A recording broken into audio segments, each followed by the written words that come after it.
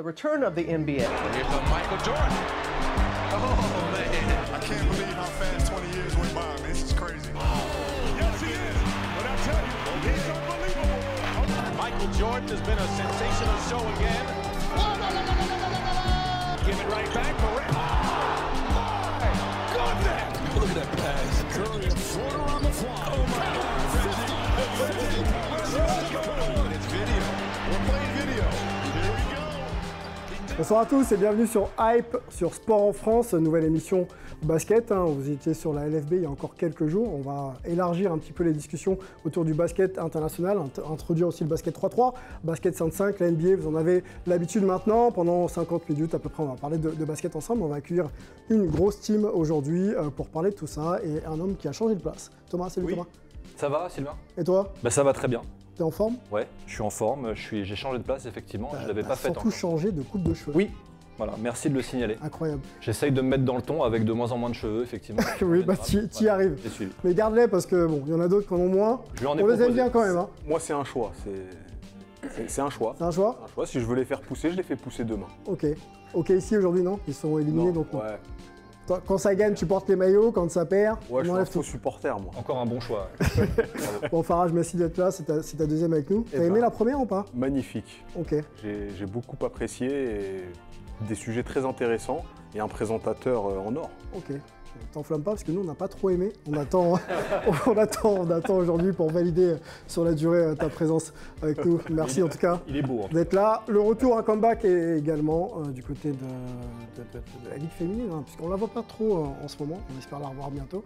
Mais là avec nous, Maud Stervinou, comment tu vas? Bonsoir, ça va très bien. Je suis très heureuse d'être parmi vous ce soir. On est très heureux de t'avoir.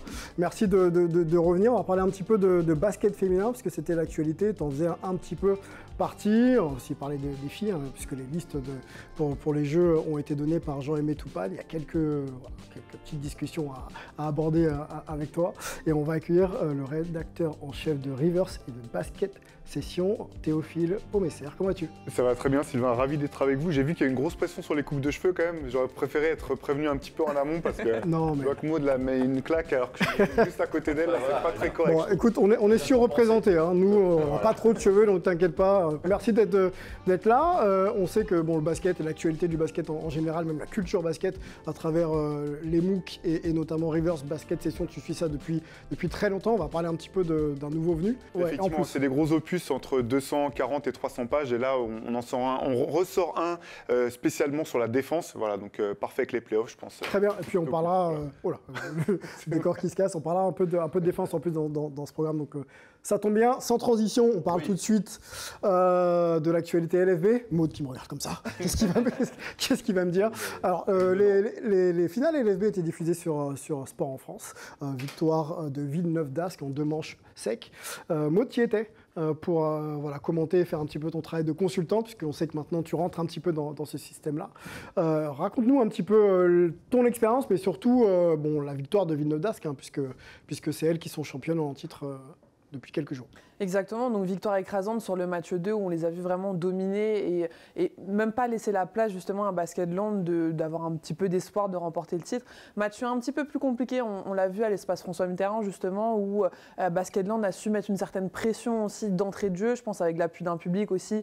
On le sait, c'est un public chauvin, les Landes c'est connu aussi pour ça, c'est l'équipe phare de la région. Donc elles ont vraiment été dans la croche dès le début, mais Villeneuve a tout simplement été à la hauteur de l'enjeu. On le sait, elles ont eu une saison où elles ont roulé un petit peu sur le championnat, aussi une belle saison côté européen.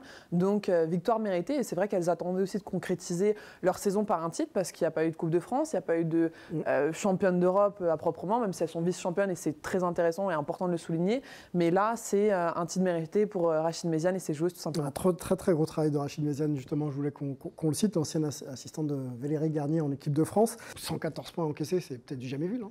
Du jamais vu, elles avaient battu leur record qui était de 106 points, donc offensivement, collectivement. Ouais. Et alors ça s'explique pourquoi, parce qu'elles ont eu une pression défensive de dingue directement sur Basketland et une adresse aussi qui est incroyable. Jusqu'au 3e carton, elles sont à 22 sur 22 au lancer franc aussi. Donc c'est quand même une stat qui est à souligner parce qu'elle est pas commune. À 22 sur 22, oui, c'est clairement assez rare à ce niveau. Exactement, et donc au final, une pression où on s'est aperçu qu'elles sont rentrées dans le match en se disant ce soir, il n'y aura pas de manche match 3 et il n'y a pas eu du tout de souffle pour Basketland quoi, pendant ces 40 minutes. Un mot justement sur Basketland, cette équipe qui n'était pas attendue à pareille fête. Hein.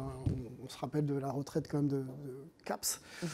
Donc, comment t'expliques un peu le fait qu'elles arrivent à ce niveau-là et que pour le coup, est-ce qu'on se dit, pardon, je vais y arriver, c'est une performance ou finalement c'est une équipe un peu surprise? Oui et non. En fait, Julie Barren a commencé justement les finales en expliquant que c'est vrai qu'elle ne s'y attendait pas forcément. C'était un groupe jeune aussi. Il y avait beaucoup de paris, des nouvelles joueuses qui arrivaient, des joueuses qui connaissaient quand même la Ligue féminine. Donc je pense qu'aussi, cette expérience, elle explique le pourquoi elles sont arrivées en finale. Julie Barren et tout son staff aussi, on le sait à l'image de la présidente, elles ont su justement créer une identité d'équipe très rapidement. Moi, pour le voir un petit peu aussi dans les coulisses, il y avait une très bonne entente entre elles. Ça s'est retransmis justement sur le terrain. Elles ont fait aussi une finale de Coupe de France. Elles ont réussi à créer un groupe très rapidement et c'est pourquoi elles ont réussi à faire une saison aussi brillante et arriver en finale, non pas sans difficulté, parce qu'on le sait, contre Tarbes, ça a été difficile en demi-finale, mais Tarbes avec beaucoup de talent offensif. Mais voilà, c'est une logique qui a été respectée aussi. Elles ont été quand même haut dans le classement toute la saison. Elles perdent contre plus fort qu'elles, mais c'est encourageant pour la suite quand on sait qu'elles gardent un noyau dur. On enchaîne avec le basket 3-3, l'actualité du basket un global avant d'aller sur la NBA et les équipes de France. Donc l'équipe de France olympique masculine, enfin l'équipe de France masculine devient donc olympique, je vais y arriver, puisqu'elle s'est qualifiée en Hongrie. Ouais. Les filles étaient déjà qualifiées, donc qualification pour les hommes de Karim Souchu, c'était il y a quelques jours, hein, diffusé sur une autre chaîne. C'était le dernier spot à aller chercher, la dernière opportunité. C'est fait maintenant. On a pour le coup 4 équipes qualifiées donc pour les Jeux, hein, 2 en 5-5, 2 en 3-3. Thomas, qu'est-ce que ça t'inspire, le fait que le basket comme ça réussisse à placer toutes ces équipes au jeu? Non, mais surtout le 3-3 masculin, moi, ils m'ont fait vibrer quoi, depuis 15 jours. C'était vraiment top.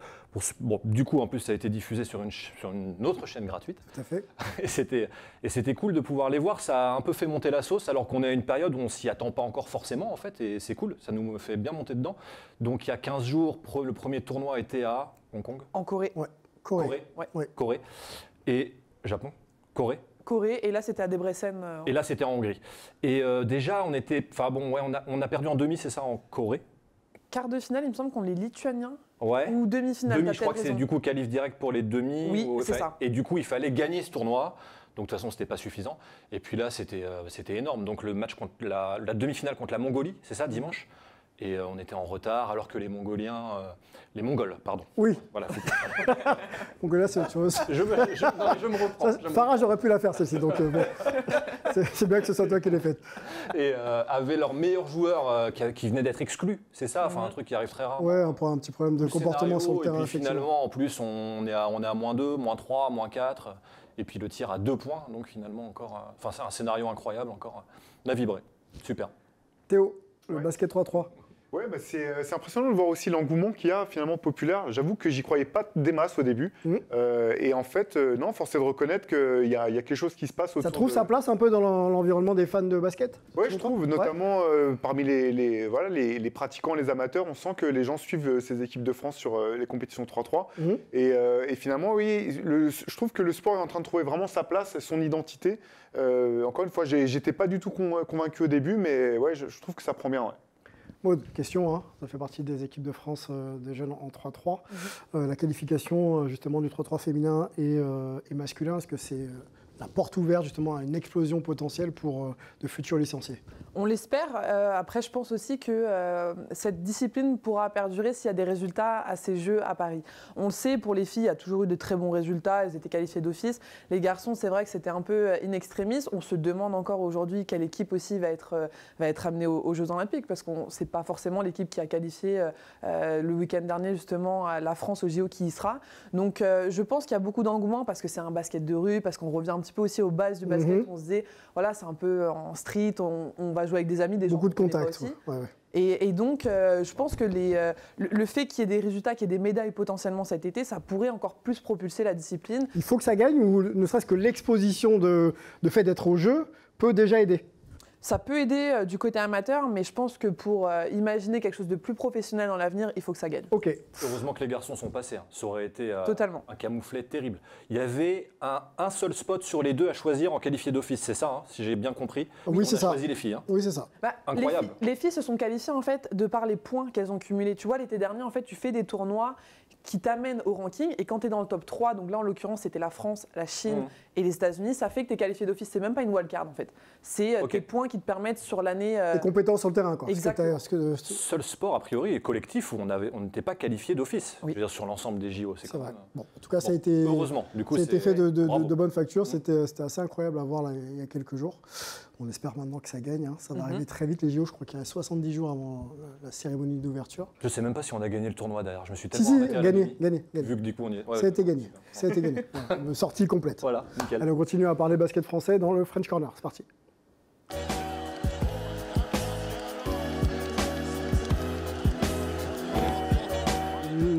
L'autre actualité du basket français, c'est les listes des sélectionneurs en basket 5-5 en transit. Donc Vincent Collet pour les hommes et Jean-Aimé Toupane pour les femmes. On va faire honneur aux femmes. Hein.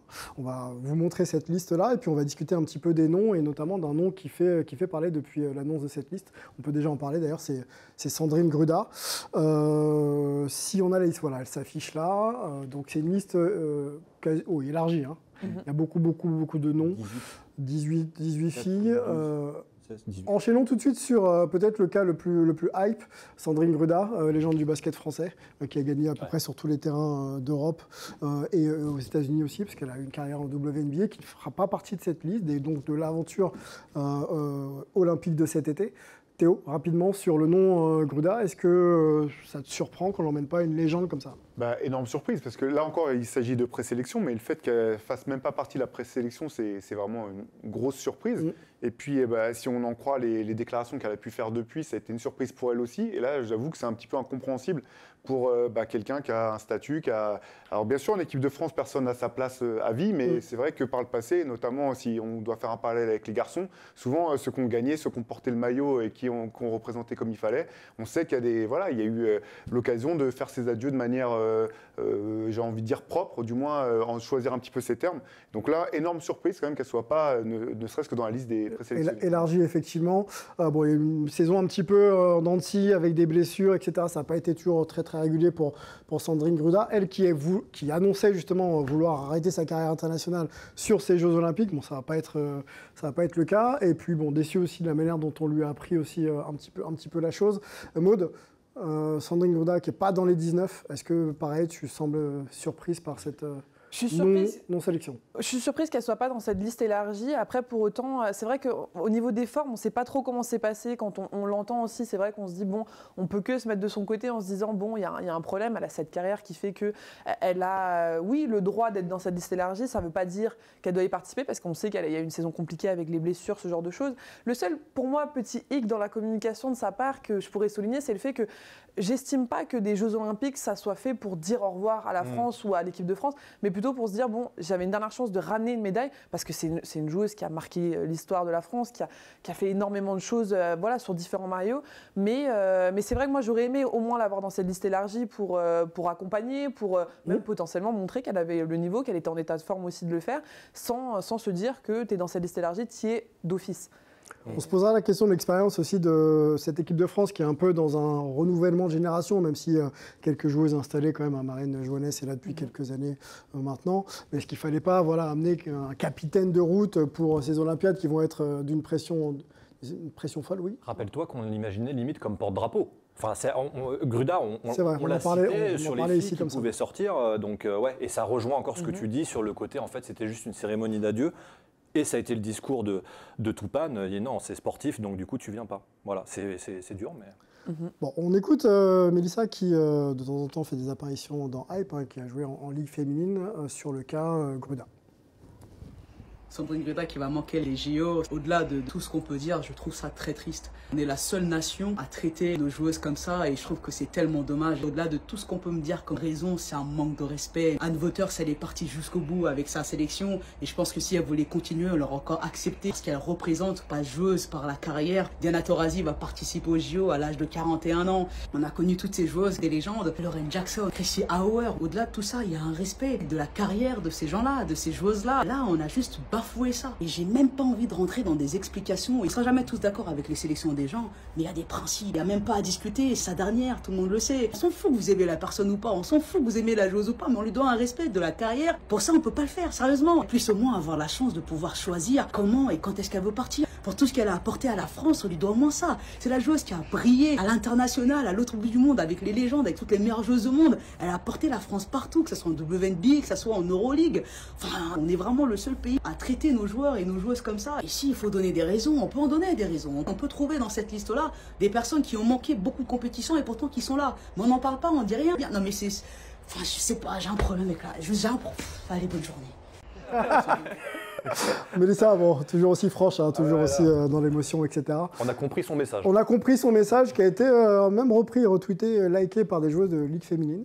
Vous irez voir sur X. Farage, ton avis sur la question de Gruda?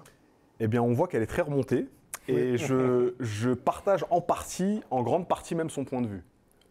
Pour la simple et bonne raison que j'ai l'impression que Sandrine Gruda paye un petit peu certaines déclarations qu'elle avait eues, notamment lorsque l'équipe de France avait décroché le bronze lors de la dernière compétition, l'Euro. On se rappelle effectivement Et en fait, la France aurait pu espérer mieux, mais je pense qu'elle paye un petit peu ses déclarations où elle avait notamment à chaud après les matchs. C'est pour ça que parfois à chaud, c'est pas toujours bon de s'exprimer. Elle avait dit qu'il faut qu'on se pose les bonnes questions, sélectionneurs y compris. Parce que sportivement, certes, on parle d'adieu, de tout ça, mais j'estime que, ça reste mon point de vue, j'estime que sportivement, elle est légitime à être dans cette liste et même à être titulaire et à tenir un rôle de meneuse dans cette équipe. Donc pour moi, il y avait de l'eau dans le gaz et je pense qu'elle paye un petit peu ça. Sur le poste 5, Maud, tu connais la Ligue féminine et les joueuses par cœur. Sans Sandrine Gruda, est-ce que tu penses qu'on a quand même les outils pour pouvoir être performant cet été? Oui, mais c'est aussi dépendant de son état de forme physique parce que cette année, elle a été quand même rattrapée par des blessures. Sandrine Gruda, moi aujourd'hui, si on me demande mon avis, j'ai presque envie d'envoyer Isabelle Yacoubou en poste 5 aussi. Mais elle a pris sa retraite un petit peu trop tôt, malheureusement. Mais elle a pris sa retraite, mais cette année, elle était encore joueuse de Ligue féminine. C'est une saison qui s'est écourtée, certes. Et moi, quand je l'ai affrontée ces 2 dernières années, le chantier qu'elle fait déjà dans une des meilleures divisions européennes, si on parle que de qualité vraiment sportive, oui, elle doit y être. Sandrine Gruda, elle a ce côté aussi que Isabelle Yacoubou pouvait avoir évidemment, mais de leader, vraiment c'est une femme qui s'exprime beaucoup, qui fédère aussi énormément, mais c'est vrai que... Alors qui pour la remplacer? Ça dérange, non? C'est une très bonne question. Quel profil pour la remplacer? Quel profil? Aujourd'hui, je trouve qu'on a une équipe jeune et talentueuse. Moi, on m'avait demandé mon avis aussi sur un petit peu, même ne serait-ce que les postes de meneuses à venir, mais c'est des meneuses qui sont alors très fortes offensivement, même défensivement, mais qui a cette capacité justement à émerger, à sortir un peu du groupe, comme le faisait Caps. Pour moi, aujourd'hui, un des profils qui pourrait être intéressant, c'est une fille comme Jeanne Salin, qui a la légitimité en termes de statut, que ce soit en club ou même dans son état d'esprit. Pour autant, c'est une jeune joueuse qui arrive dans le groupe aussi, et on le sait, c'est toujours délicat.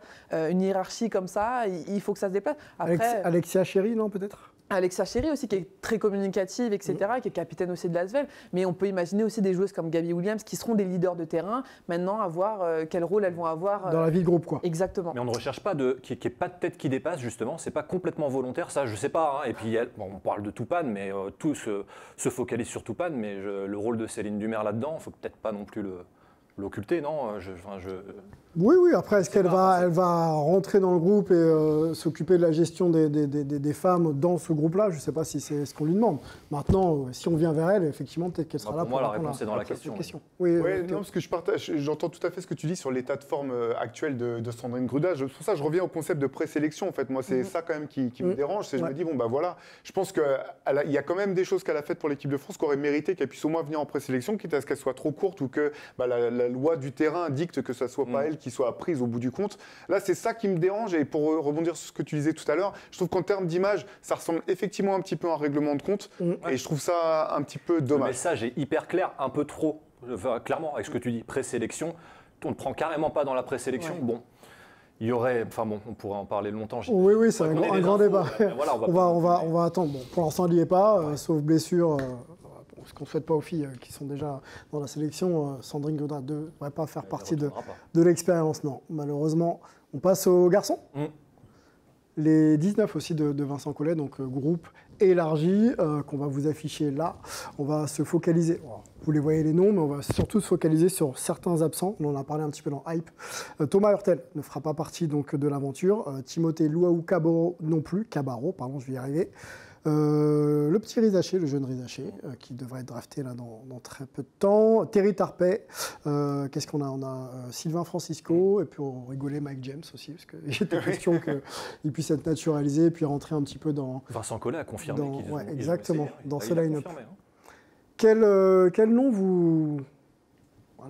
Quelle est l'absence la plus marquante pour vous? Moi, c'est toujours Hurtel. Toujours Hurtel. Mais bon, par contre, on n'a rien de nouveau à dire là-dessus. On savait qu'il serait absent, on sait pourquoi. Alors, je me tourne vers Théo. Moi, c'est Sylvain Francisco qui m'a le plus surpris parce que voilà, c'est vrai que la dernière Coupe du Monde qui avait été plus que compliquée pour l'équipe de France, j'ai trouvé qu'il avait vraiment montré de belles choses au plus haut niveau, parfois même débloqué des situations qui étaient complètement bloquées. Donc j'ai entendu les propos de Vincent Collet. Encore une fois, je comprends qu'il puisse ne pas être retenu en fin de sélection, mais j'étais étonné quand même de ne pas le voir dans la présélection. Après, voilà, il y a déjà beaucoup de joueurs, c'est vrai. C'est vrai. Profil aussi un petit peu similaire à d'autres. Petit de taille, Albici semble partir avec les faveurs du sélectionneur, donc c'était compliqué peut-être d'avoir deux meneurs de profil similaire, en tout cas physique. On parle beaucoup, des gabarits, c'est pas... Et de défense aussi, voilà, il cherche vraiment des meneurs qui puissent apporter cette dimension-là, donc effectivement Sylvain a un petit peu on sait qu'il ne peut pas apporter ce que peut apporter Andrew Albici sur ce poste-là, dans ce registre. Maud? Moi, je rejoins Théo justement sur l'absence de Francisco qui est pour moi la plus frappante. Parce que c'est vrai qu'on s'offusque un petit peu des absences sans trop parler non plus des présents qui sont des surprises.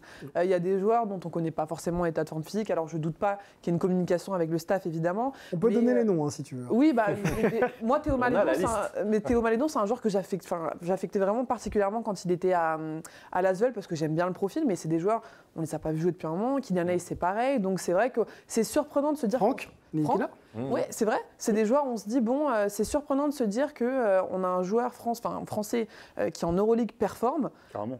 Et on s'en prive, qui a été présent sur des fenêtres, qui a montré aussi ce qu'il était capable de faire. Donc moi, Francisco, c'est vrai que c'est celui qui me peine le plus. Ça s'appelle les chouchous du coach. On connaît ça. Et c'est pas forcément un mal. On verra dans l'histoire des équipes de France, dans tous les sports, en général, quand on fait ça, ça se passe plutôt pas mal. Mais bon.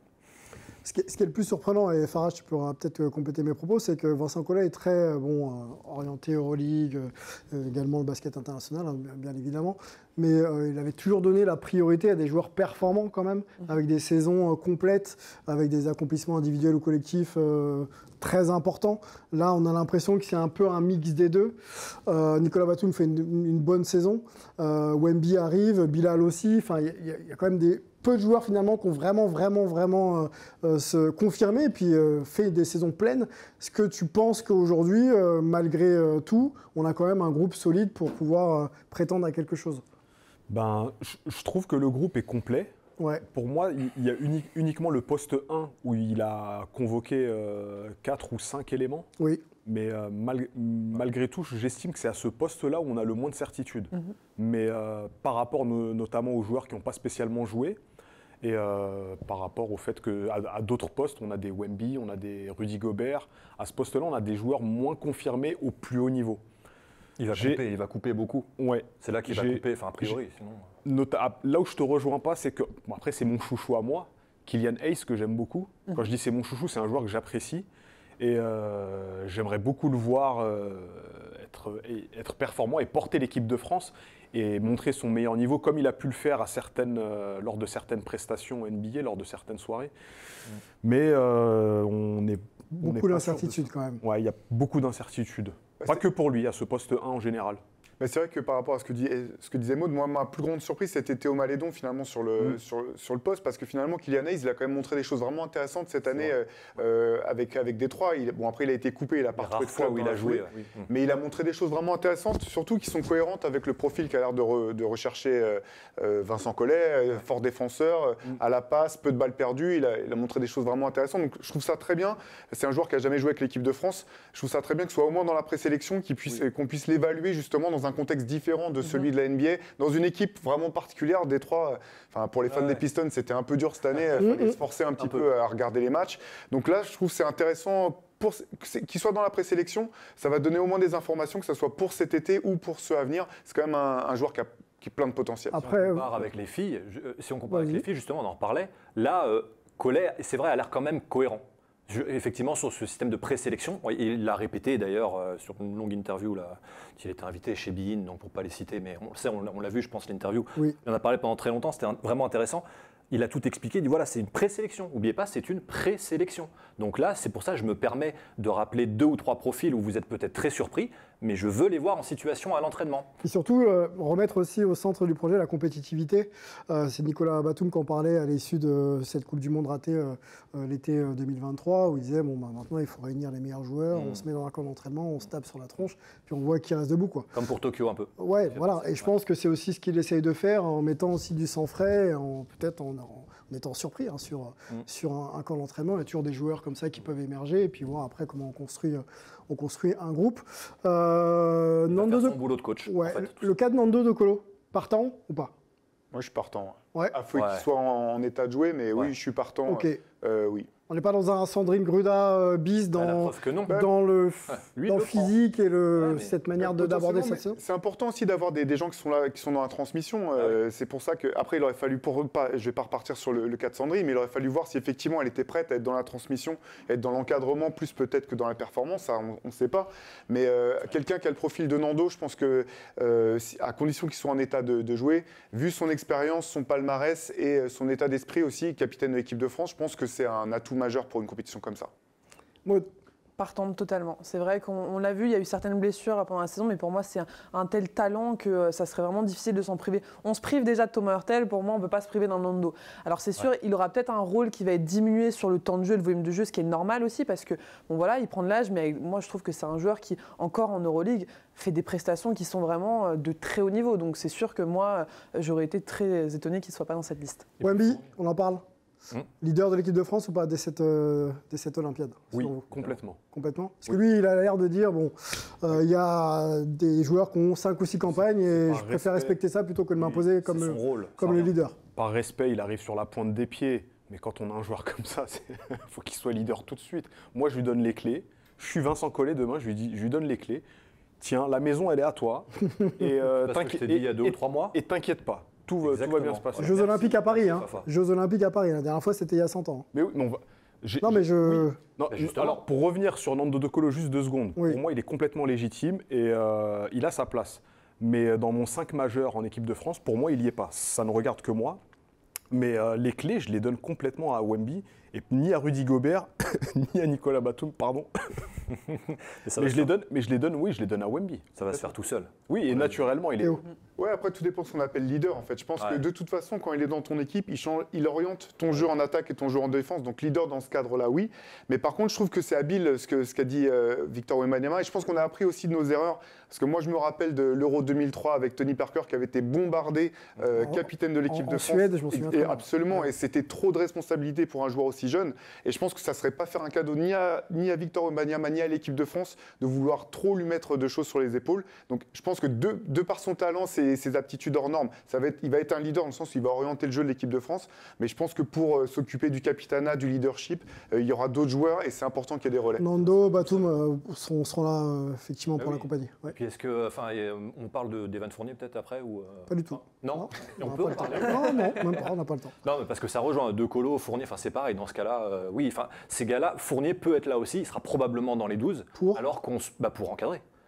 A priori, s'il accepte le rôle. Ouais, j'ai l'impression que chez les gars, tout a l'air bien en place. Il n'y a plus qu'à bien assembler. S'il est pris, je pense qu'il sera là pour être, pas que pour encadrer. Je ne suis même pas sûr que ce soit sa principale force à Evan. voilà, il sort d'une situation inédite, hyper complexe. Mais je pense que s'il est pris, ça sera pour être sur le terrain. Je ne serais même pas surpris, à condition que la présélection et que la préparation se passe bien, qu'il soit titulaire, honnêtement. Ouais, ça... Titulaire pour faire du Evan, et peut-être pas plus. Il y en a d'autres qui sont là pour ça. Non, mais là, les coachs le répètent aussi. Toupane en a parlé aussi pour plusieurs joueuses, je crois. Non, mais on rigole, mais c'est vrai que sur les phases finales, encore une fois, dans tous les sports où tu es cramé en fin de saison, ça joue un rôle. Hein. Bon, maintenant qu'on connaît à peu près les 19, est-ce que, et on finira avec toi, Thomas, est-ce que tu nous vois faire une... Champion olympique. Non, ouais, une belle perf. Une belle perf. Oui, est-ce que je vois? Oui. Ouais, clairement. Enfin, la hype, en tout cas, monte bien là. Parce que ça va être peut-être l'un des tournois les plus hype justement de l'histoire. Relevé de l'histoire, a priori. Les Serbes seront là. Jokic est en vacances, c'est bon. Et donc il est déjà parti sur le... c'est énorme, quoi. Team USA avec toi, Théo, tu penses quoi de l'équipe de Team USA? Sur le papier, c'est hyper talentueux, hein, bien sûr. Après, je pense que les comparaisons avec la Dream Team ne sont pas forcément justes, mais c'est une équipe bourrée de talent. Après, c'est une compétition qui est très courte. Il y a des joueurs qui sont, malgré leur nom, qui ne sont plus tout à fait les joueurs qu'ils ont été. J'attends de voir comment va se passer la préparation, la hiérarchie, etc. Bien sûr qu'ils sont les grands favoris, mais voilà, je pense qu'il n'y a plus de marge. Je pense que Kevin Durant dit 40 points, il veut assommer tout le monde de 40 points. C'est fini, je pense. Je pense qu'il s'est trompé de par le Soudan du Sud. Oui. Et encore. Et limite, c'est une petite défaite contre la Serbie en phase de poule leur ferait le plus grand bien. Premier match, d'ailleurs. Voilà. Non, enfin, peut-être. À voir, ça va arriver. Sinon, après, ils vont aller pas en poule. Ce serait mieux qu'ils perdent pas en poule pour ceux qui vont suivre derrière. C'est mieux, Bon, allez, on va parler de basket US. On va se faire un petit d'accord, pas d'accord dans hype.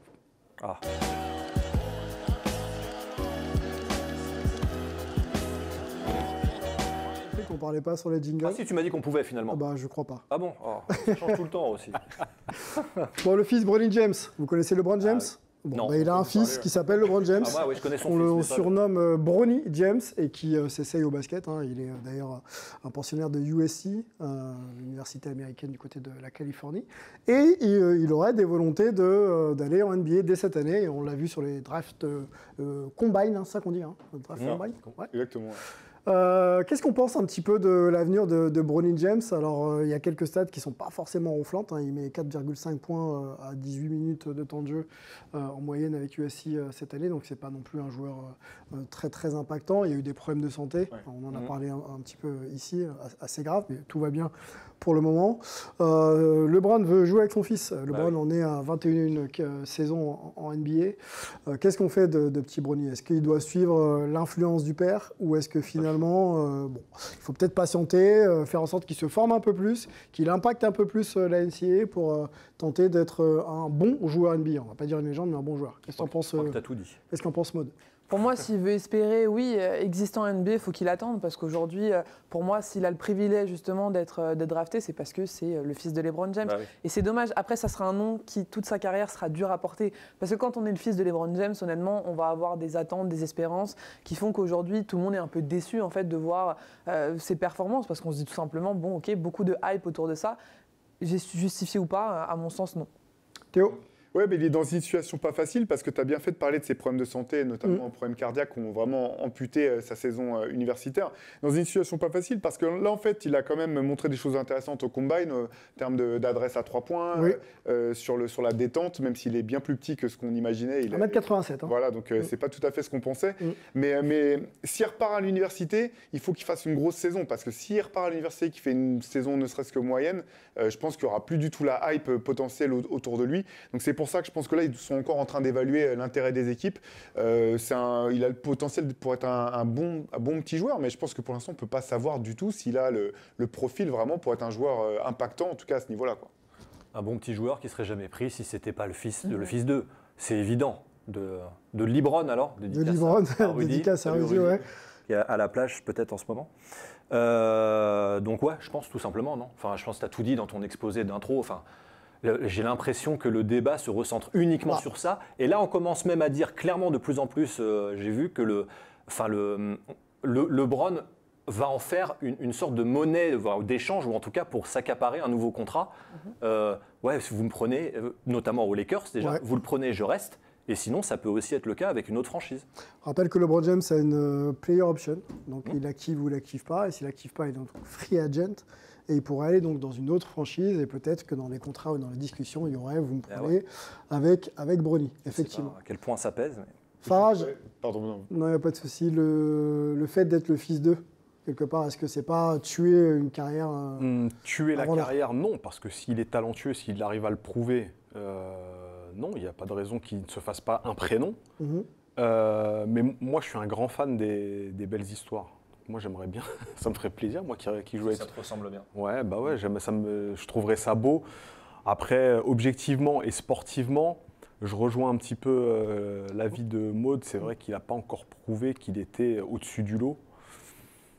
Ce serait gênant par rapport aux autres. Mais Après, on en a connu des joueurs, je ne les ai pas en tête, mais qui ne sont pas passés par l'NCAA, qui n'avaient pas des grosses stats, et qui arrivent quand même en NBA, voire même pas draftés déjà, et puis arrivent quand même à faire leur chemin, quoi. Ah, mais là, c'est trop évident. Enfin, je veux dire, là, ça crève les yeux, ça devient gênant, même déjà dans les discussions, franchement.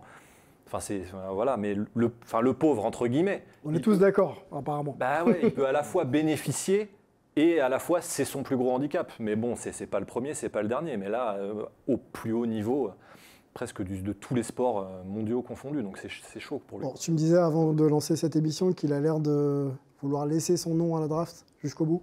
Ouais, a priori, j'ai l'impression, je sais pas trop où ça en est, mais là, visiblement, tendance draft, celle-là. Sachant que je crois que c'est pas sûr qu'il retourne à USC si jamais il retirait son nom. Il me semble Non, qu'il est oui, dans le portail des transferts, de tout à fait. NCAA, donc ça risque de se jouer quand même jusqu'au dernier moment. Après, voilà, il a un réseau qui lui permettra de savoir s'il a une chance d'être pris ou pas et de retirer son nom à temps, je pense. Ah ouais, c'est papa qui va décider. Non, enfin, franchement, c'est clair. Non, enfin, je pense, voilà. Ouais. Non, On parlait dans l'oreillette, donc j'ai pas suivi. non, je disais c'est papa qui va décider. Ça paraît clair. Oui, bah, Mais comme pour tout le monde, comme toujours. papa Il fera a d'être fait le fils de suffisamment son pour père, être ça l'a écouté pas- maintenant ça et l'a servi. avoir une influence, quoi.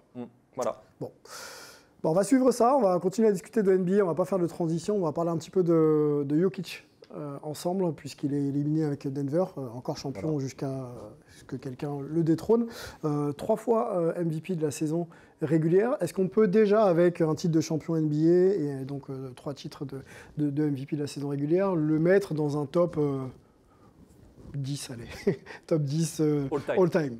Bah, top 10, ça me semble prématuré parce qu'en fait, la question, c'est pas de vouloir mettre quelqu'un dans le top 10, c'est de voir qui est-ce qu'on retire du top 10 actuel. Oui. Et donc, moi, j'adore Nikola Jokic. Je pense que c'est toujours actuellement le meilleur joueur du monde. Je pense qu'effectivement, quand tout aura été dit, qu'il aura fini sa carrière, il sera haut au panthéon du basket.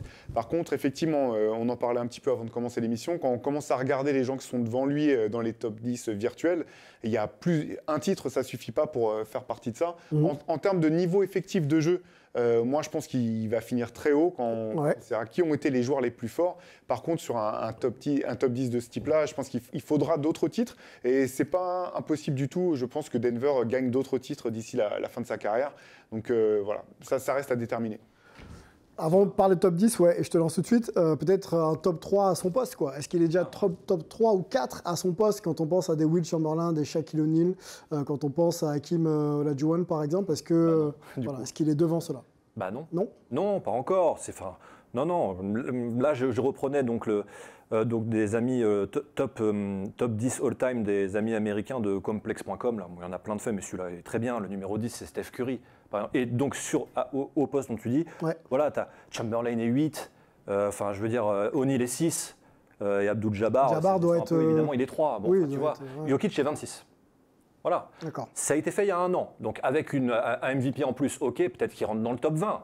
Sans problème, sans doute. Question difficile quand on est en carrière quand même, quand on n'a pas encore terminé, d'évaluer un petit peu l'accomplissement. Tu vois, là, on les met. Là, ils les mettent et bon, c'est trop loin encore. Après, moi, ce qui me gêne un petit peu dans ce genre de débat, c'est qu'on accorde beaucoup c'est un peu logique, mais on accorde beaucoup trop d'importance au nombre de titres, au nombre de bagues.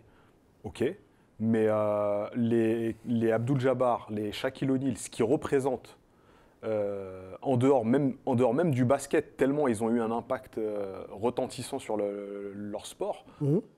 Pour moi, il a pas ça. Jokic, il n'a pas du tout ça. Non, mais justement, est-ce qu'il faut... Tu penses que pour départager à la fin quelqu'un qui a autant d'accomplissements collectifs, c'est la personnalité, c'est ce qu'il a apporté au jeu? Pour moi, ça joue un petit peu, mais comme a dit Théo, pour moi, c'est encore trop tôt. Okay. Pour moi, en plus de cela, je le considère un petit peu, je le vois comme un robot, un petit peu, il sait tout faire. Alors que les autres joueurs, les autres légendes dont on a parlé, c'était des personnes qui diffusaient quelque chose. Ouais, qui transmettaient vraiment, qui faisaient vraiment plus vibrer que lui. Bon, lui, il est super fort, il n'y a rien à dire là-dessus. Mais aujourd'hui, c'est encore trop tôt pour moi. Son alter ego en défense, on transite sur la défense avec Rudy Gobert, parce qu'on ne l'a pas dit ici, mais 4 fois meilleur défenseur de la saison régulière, donc accomplissement incroyable, puisqu'il détient le record maintenant. Est-ce que ça fait de lui, Théo et Maud, le meilleur défenseur de l'histoire de la NBA? Je pense, je suis pas sûr que ça fasse de lui le meilleur défenseur de tous les temps. Par contre, ça le place dans cette catégorie clairement. Les gens ne sont pas prêts, mais Rudy Gobert, pour moi, c'est une carrière de Hall of Famer parce que quand tu regardes Si ça s'arrête maintenant, il est Hall of Fame. Moi, je pense qu'il n'y a que 2 autres joueurs qui ont été 4 fois comme on est meilleur défenseur de l'année.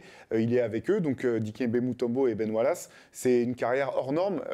La question que tu poses sur meilleur défenseur de tous les temps, elle est vraiment complexe parce qu'en fait, Rudy, il a sa manière de jouer et d'impacter le jeu est tellement spéciale, tellement atypique que c'est souvent pas facile de la quantifier parce qu'en fait, la plus grande force de Rudy, c'est d'empêcher tout un tas d'actions qui ne se produisent pas en fait. C'est pas un mec qui va voler des ballons forcément ou mettre le plus de contre. Il va empêcher une équipe complète de pouvoir développer tout un tas d'actions. Et donc en fait, ses performances, elles sont quasiment invisibles à l'œil nu ou au premier regard.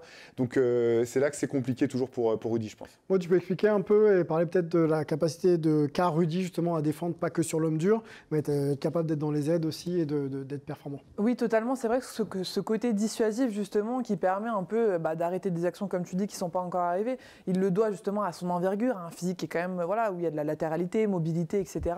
Mais c'est aujourd'hui un peu un basket aussi moderne vers lequel on va. Quand on voit les prospects qu'on peut avoir, à l'image d'un Victor Wembanyama qui l'avait dit, qu'il en profite parce que c'est le dernier qu'il aura, ça met un petit peu quand même en bouche ce qui va se passer dans les années à venir. Pour moi, Rudy Gobert aussi, il paye un peu le côté où, culturellement, j'ai l'impression que jusqu'à présent, les Américains, ils ont du mal à respecter quand même le français en NBA. Avec ce qui arrive aussi, c'est vrai, tu le disais, les Américains ne sont pas prêts. Parce que quand on réfléchit... Lui, il prend cher. Ouais, mais potentiellement aussi aux numéro 1 qui vont arriver dans les années à venir, qui seront français, ça va un peu basculer la chose. Il est dans un temps où ce n'est pas encore le cas, mais ce qui est sûr, c'est qu'il va marquer l'histoire défensivement avec les titres qu'il aura gagnés. Et puis moi, j'ai hâte de voir la concurrence aussi qui va pouvoir arriver dans les années à venir, voir s'il est capable de les avoir. Mais surtout, moi, je souhaite qu'il ait cet impact cet été avec l'équipe de France. Ça va arriver vite, la concurrence. Comme pour Jokic, finalement, est-ce qu'on s'en rendra compte vraiment peut-être qu'à la fin de carrière? Totalement. Parce que franchement, là, le bashing anti-Gobert, c'est ridicule. Oui. De toute façon, ça ne s'arrêtera jamais. Acharnement. Jamais. Et puis il a raison de rester focus sur son jeu. Il sent qu'il est concentré. Et tant mieux, d'ailleurs, qualifié donc en finale de conférence. On lui souhaite beaucoup de choses à redire. On va parler défense encore avec toi, Théo, puisque c'est l'objet, la thématique globale du MOOC qui devrait sortir dans quelques jours. Est-ce que tu peux nous parler un petit peu de cet objet et pourquoi vous avez souhaité justement mettre en avant la défense? Ouais, c'était c'est la réédition de notre deuxième numéro du MOOC. Ouais. Donc on voit le MOOC, c'est la contraction entre livre et magazine, donc livre et book. L'idée, c'était justement d'aller du côté obscur un petit peu du basket, celui qui est jamais mis en avant, où on dit les gens ne regardent pas du basket pour la défense. Et en fait, c'est un numéro qui était complètement épuisé, donc on nous avait demandé de rééditer. Et là, on a rajouté plus de 130 pages, je crois, de nouveaux contenus. Oui. Et en fait, ce qui est intéressant, c'est qu'on voit ces playoffs. Je trouve on voit vraiment dans ces playoffs l'importance de la défense encore plus peut-être que les années précédentes, où moi j'ai eu le sentiment, en regardant les playoffs NBA, qu'il y avait un énorme gap entre la saison régulière et les playoffs sur l'arbitrage, ce qui était possible de faire. Quand on voit l'essentiel des ajustements, ils sont défensifs en fait dans toutes les séries qu'on suit. Et donc l'idée, c'était de braquer le projecteur sur la défense et de la remettre un petit peu au goût du jour, parce que finalement, c'est vrai qu'on aime avant tout dans le basket les paniers, les belles actions, mais moi j'ai le sentiment, et puis c'était un petit peu ce qu'on avait avec toute l'équipe, que les belles actions, elles sont mises en valeur parce qu'il y a une défense, il y a une adversité en face, et que c'est ça qui permet de tirer le meilleur des plus grands attaquants.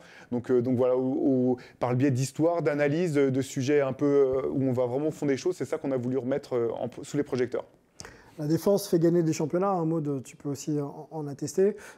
Quand on parle de défense dans le MOOC, est-ce que, tu l'as dit, mais je voudrais te relancer là-dessus, est-ce que finalement c'est valoriser aussi les grandes victoires par la défense ? Oui, c'est ça. Et puis, voir aussi, mettre le doigt sur la complexité, en fait. Alors, c'est marrant, parce qu'on parlait de Rudy Gobert.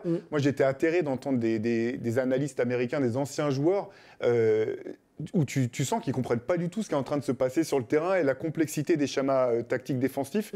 Et donc l'idée de ce MOOC, c'est aussi de remontrer ça vraiment. Par exemple, je donne un exemple, mais on parle beaucoup de pick and roll. Quelles sont les manières différentes dans le basket moderne d'essayer de défendre contre le pick and roll? Voilà, c'est le genre d'analyse qu'on essaie d'avoir, et sur les évolutions à venir. Parce qu'on sait aussi que maintenant, avec les stats avancées, on en sait beaucoup sur l'attaque. On sait que sur la défense, il y a de plus en plus de stats qu'on cherche à ressortir pour comprendre un peu mieux quels sont les mécanismes qui permettent à une équipe de gagner. Donc voilà, c'est ça. C'est sur toutes ces histoires-là. Et puis il y a aussi des portraits, des Ben Wallace, des Joachim Noah, des joueurs qui ont marqué, ou Hakim Olajuwon, qui ont marqué la défense par leur impact. Voilà, c'est un petit peu ça l'idée. On peut toujours défendre en NBA à l'heure actuelle, malgré le changement de règlement par rapport à la NBA des années 90? Est-ce que tu penses qu'on est encore en capacité de défendre correctement sur un terrain? Eh bien, écoute, oui. Alors, d'une part, oui. Je pense que simplement, les schémas tactiques défensifs se sont beaucoup complexifiés par rapport au passé. Et vraiment, ces playoffs sont intéressants parce qu'on a vu aussi en cours de saison un moment où, clairement, la NBA a dit aux arbitres, bon, maintenant, il faut laisser jouer plus en défense. On a vu toutes les orgies offensives, je pense, sont arrivées ont un petit peu saturé le goût des gens pour le basket. Donc je pense qu'on peut toujours défendre. Par contre, on ne défend plus de la même manière parce que les règles ont changé, que les joueurs ne sont plus les mêmes. Donc faut pas... moi j'ai adoré le basket des années 90, mais quand je regarde un match du basket de NBA en 2024, notamment en play-off, je me régale. Alors, parce qu'il y a moins de coups de coude dans les arcades. Je ne sais pas si c'était une bonne idée de jouer comme les Knicks ou les Bad Boys des Pistons. Ouais. Là, voilà, je pense qu'il va y avoir un juste milieu. Je pense que la NBA est en train de réajuster un petit peu ces choses-là pour repermettre aux défenses. Plus de compétitivité aussi, voilà, un petit peu des deux côtés du terrain. Exactement. Bon, tu parlais de play-off, on va en parler. Il nous reste quelques minutes pour évoquer le focus hype de la semaine.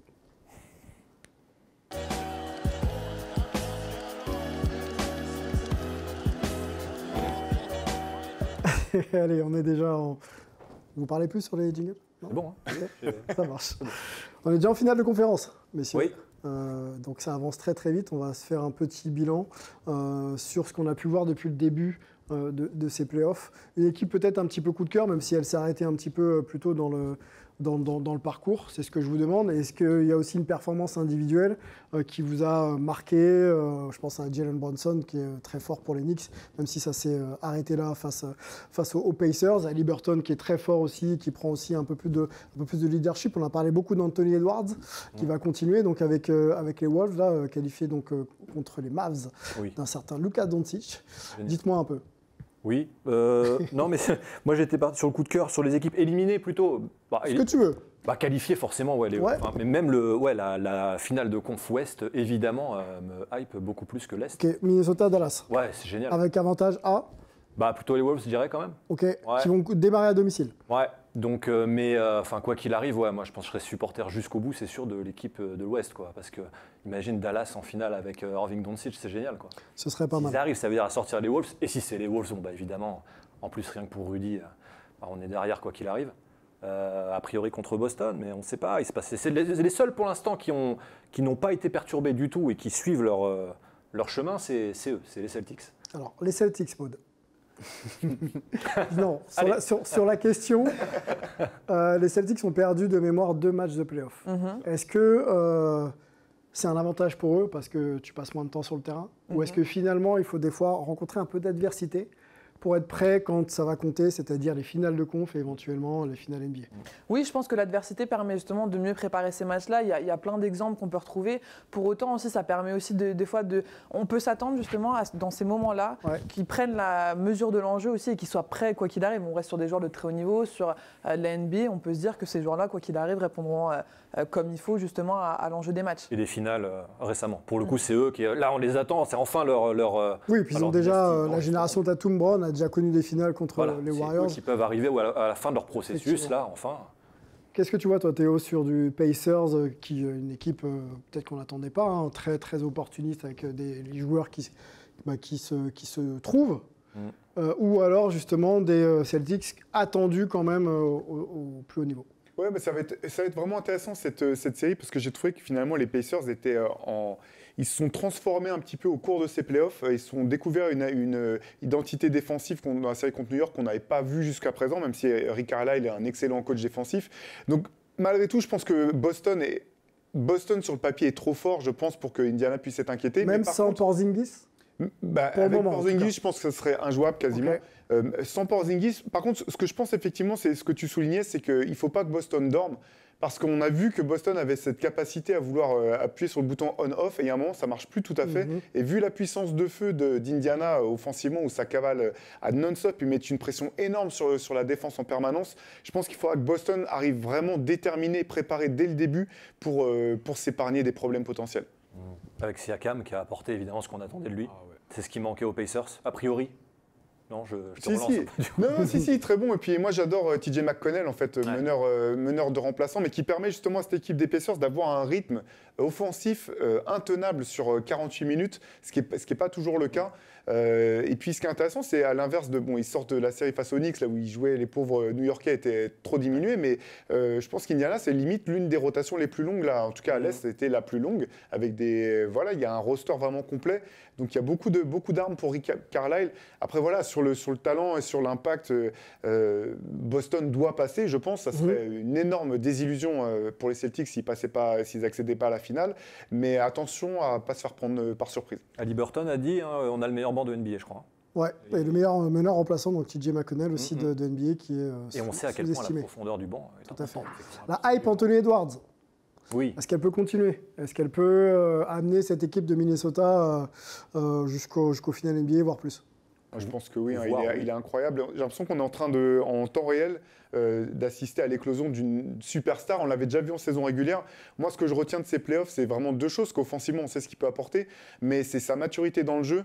Il n'a rien forcé quasiment. Je trouve qu'en termes de lecture de jeu, il a beaucoup progressé. Et défensivement, il est passé d'être décevant à être un bon défenseur. Et là, je trouve que sur ces playoffs, c'est un défenseur élite. Quand on voit ce qu'il a pu faire face à Jamal Murray, justement en défense sur l'homme, c'est hyper impressionnant. Et je trouve qu'il est en train de passer les caps à vitesse grand V. Donc pour moi, c'est la sensation des playoffs. Ouais. Superstar en devenir en mode? Oui, et puis on voit certaines séquences aussi qui sont mises en lumière sur les réseaux où on le voit aussi vraiment leader dans ce rôle-là. Sa manière de fédérer l'équipe, de donner aussi des directives, c'est quand même impressionnant de voir justement ce qu'il propose. Donc il a la crédibilité d'être très fort et de plus en plus aussi défensivement et d'avoir ce leadership aussi qui émerge de manière très naturelle. Il se met à la bonne place, hein. Il sait bien profiter de ses coéquipiers, là le trio avec 4 et même eux, pour le coup, la place qu'ils savent donner à Gobert, même quand ils en parlent après dans les... Je sais pas si tu as vu sur le shoot, le shoot improbable. Ça rigole un peu, mais il y a un peu de respect quand même. Après, ils disent, c'est à ce moment-là, on a compris que ça allait bien se passer.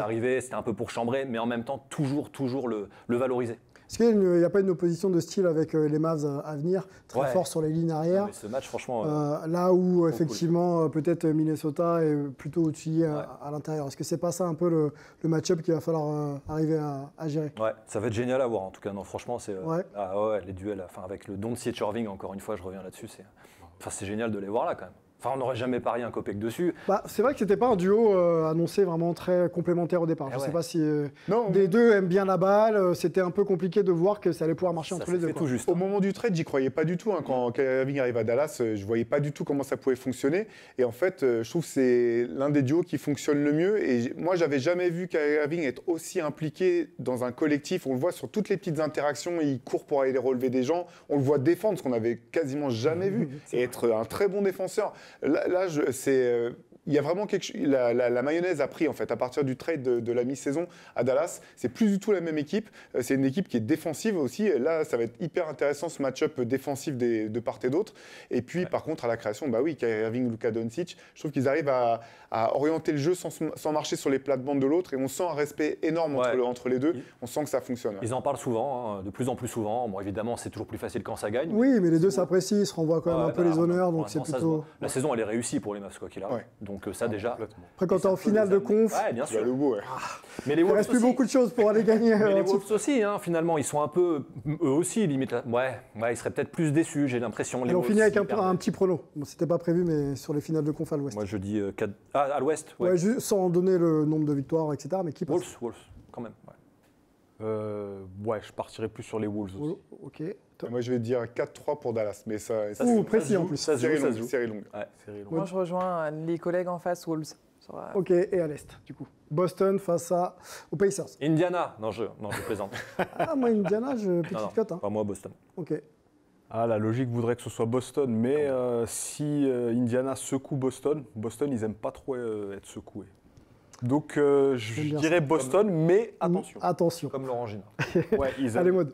Boston, sans trop de surprises de Ok. mon côté. Ouais, comme Maud. Pareil. Ah, ouais. Bon, on va suivre ça, hein. On va pas pouvoir vous montrer les images ici, mais bon, on suivra ça quand même, l'actualité des playoffs NBA. On va vous remercier, messieurs. Courage aux Pacers, on leur souhaite bon courage. Ah oui, on va saluer notre réalisateur qui fait sa dernière à la Real des sports en France. Thomas Mutos, Ah bah oui, on félicite monstre, pour Thomas. son professionnalisme. Thomas, tiens, monstre. ce fut Thomas, un monstre. bravo.